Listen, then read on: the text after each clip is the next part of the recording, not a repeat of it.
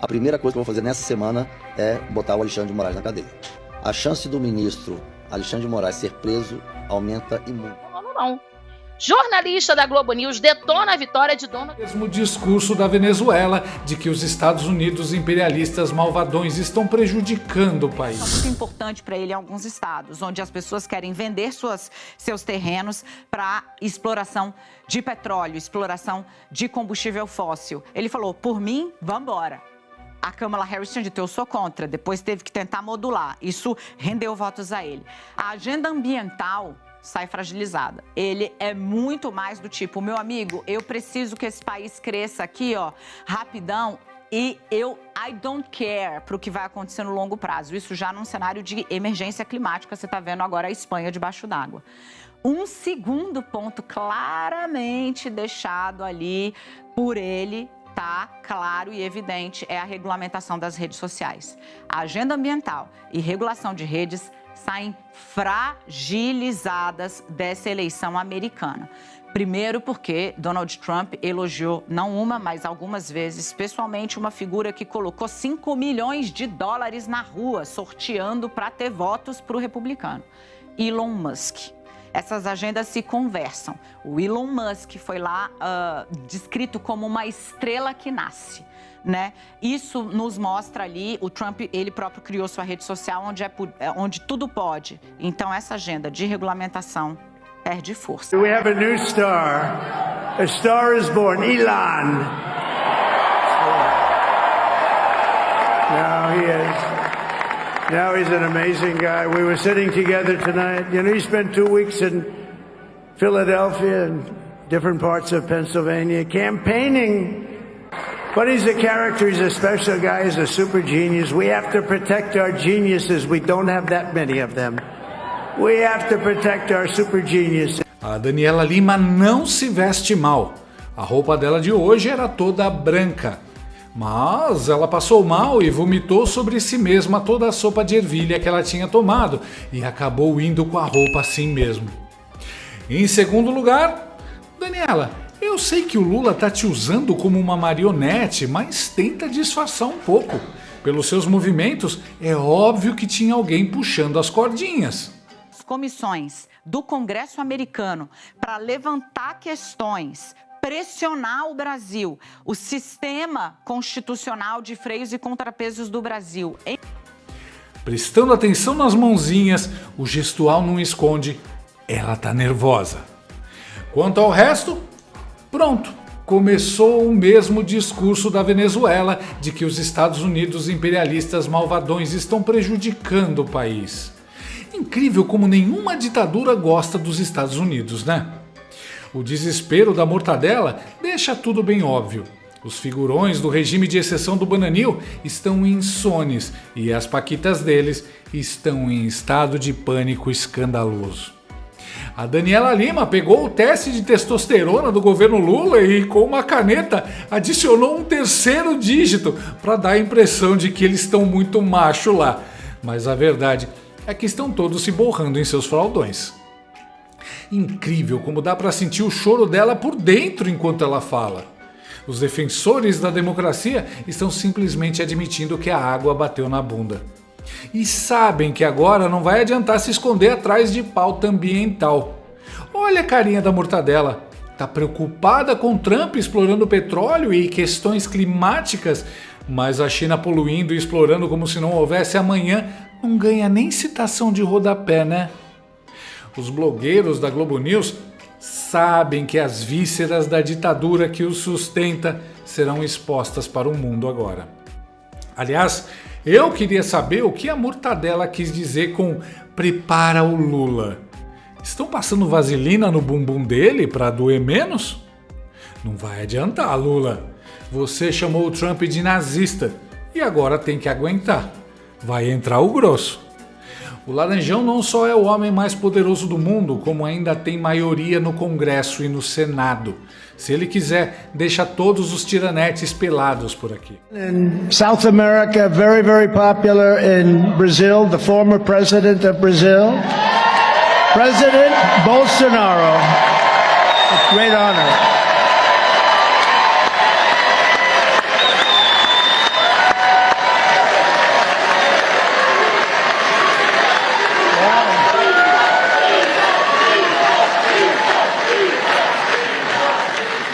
I don't know. You beat all these U.S. politicians. That's pretty good. A primeira coisa que eu vou fazer nessa semana é botar o Alexandre de Moraes na cadeia. A chance do ministro Alexandre de Moraes ser preso aumenta e muito.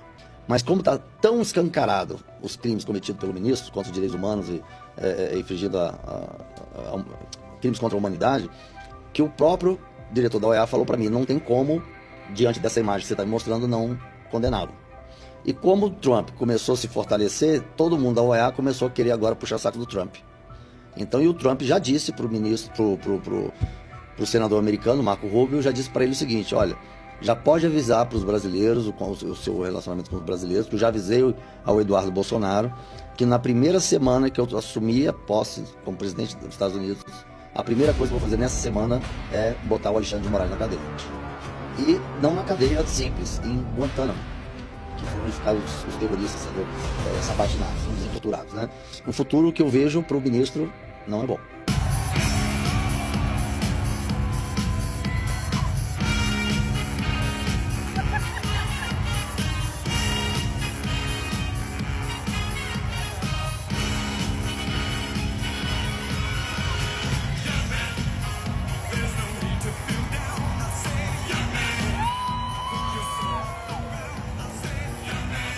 Donald Trump convida Musk para fazer parte do seu futuro governo e Alexandre de Moraes está completamente lascado. O candidato à presidência dos Estados Unidos, Donald Trump, convidou o bilionário Elon Musk para chefiar uma pasta importante da segurança norte-americana. Diante do ocorrido, Alexandre de Moraes já está completamente desesperado, pois o próprio Elon Musk prometeu que um dia iria ver Moraes na prisão. His name is Elon Musk. He saved free speech. He created so many different great things. Where is he? Come on up here, Elon. He created the first major American car company in generations, and his rocket company is the only reason we can now send American astronauts into space. Come here. Take over, Elon. Yes, take over. Hi, everyone.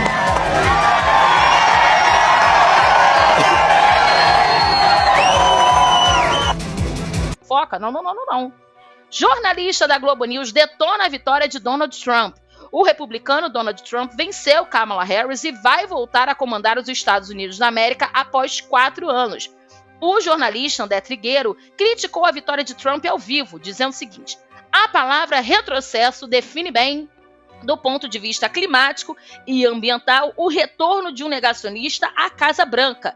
Trigueiro diz que impetuosidade de Trump prevaleceu e que ele já enfatizou durante sua campanha que vai voltar a subsidiar e estimular ao máximo a produção de combustíveis fósseis que elevam emissões de gases de estufa e agravam o aquecimento global e os eventos climáticos extremos. O jornalista ainda relembrou que o primeiro mandato de Trump, destacando o isolamento norte-americano e a ausência no Acordo de Paris, contrariando interesses de aliados importantes. Mas quem é o André Trigueiro? Ele começou a carreira na rádio e foi contratado como repórter pela Globo em 1993 e foi escalado para a estreia da Globo News em 1996. Criou o Cidades e Soluções, um dos primeiros programas a falar sobre sustentabilidade no país, em 2006, e também é comentarista dos programas Estúdio I e Em Pauta. Trigueiro faz parte do rodízio de apresentadores do Jornal Nacional e dos telejornais locais no Rio de Janeiro nos fins de semana. Mentiu? Não mentiu. Leão, acho que o jornalismo, né, você como jornalista obviamente pode falar muito melhor do que eu, tem essa missão, né, de relembrar às pessoas o que aconteceu. E nós estamos assim às vésperas, né, do feriado do G20 que vai acontecer aqui no Rio de Janeiro, uma reunião para resolver essas questões, né, as questões climáticas, e não tem como negar, gente, porque você sai na rua, é um calor extremo. Daqui a pouco você volta na rua, tá chovendo, né? Assim, a gente já falou aqui, a gente teve as tragédias do Rio Grande do Sul. A gente fala sempre aqui no Rio de Janeiro, por exemplo, Petrópolis, todo ano acontece alguma coisa. Em todo o país, a gente vê essas coisas acontecendo e não dá para ficar calado, né, Leão? Tem que conscientizar mesmo a população. O trabalho dele é para isso, né? E ao mesmo tempo que a gente falava, né, que a Amazônia era o pulmão do mundo e tal, esse pulmão está em crise. né? E tantas outras partes do mundo, né, estão em crise nesse sentido, então é preciso falar. E eu sou de um tempo, eu sempre falo isso, parece que eu sou saudosista, mas não sou não. Mas eu sou de um tempo em que o jornalista falava mesmo, né? Hoje em dia, por causa da pressão econômica, vamos dizer assim, né? Quase uma chantagem. Você pode falar algumas coisas, outras não pode, porque de repente o dono da emissora não quer. Então é uma coisa meio de chantagem mesmo, né? Então as pessoas foram se acostumando nas últimas décadas, principalmente os jornalistas, a não falarem o que pensam, só dar informação, né? E eu acho que a informação é importante, mas a opinião é tão importante quanto, porque a opinião às vezes desperta no telespectador, no ouvinte, né? no leitor, uma coisa nova que talvez ele não tivesse atinado para aquilo, né? Então eu acho que a opinião é fundamental. Eu sou de um tempo, e aí eu falo isso com orgulho, em que havia programas de debate na televisão, mas que eram debates de verdade, onde todas as pessoas falavam tudo o que queriam, né? E não se agrediam fisicamente, né? Elas simplesmente falavam porque estavam discutindo ideias. E eram debates fortíssimos, assim, né? Eu vi gente infartar no ar por causa desses debates. Teve no começo da TV Globo, o Coronel Fontinelli estava debatendo com uma deputada e ele teve um infarto no estúdio, acho que era a Roleta Paulista que chamava o programa. Era uma entrevista, mas uma entrevista debate, assim, né? E aí ele infartou, assim que acabou o programa, entrou no ar a notícia extra que ele tinha falecido ali no estúdio e tal. Ele era carioca, mas veio para São Paulo para dirigir o trânsito de São Paulo, que era uma coisa muito polêmica. Ele mudou totalmente os mãos das ruas de São Paulo e tal. Era um cara revolucionário, assim. E essa deputada era meio retrógrada e tal, e começou a desafiá-lo, e ele ficou muito nervoso no debate e morreu, né? Então eu vi coisas acontecendo, eram coisas muito fortes mesmo, mas as pessoas tinham opinião. Hoje as pessoas parecem que têm medo de ter opinião. Então, parabéns ao André Trigueiro, que realmente é um grande jornalista, e você percebe nele um diferencial, né? Parece que ele está sempre querendo dar opinião. Ele não é só um repórter, ele não é só um apresentador. Ele parece que ele está sempre inquieto com as coisas que estão acontecendo. Eu acho bacana isso, né? Acho que isso movimenta, inclusive, a televisão. A televisão ficou muito sem graça depois, sem opinião, né? Mas é assim, é porque é a coisa do poder econômico por trás de tudo, a gente sabe disso, né?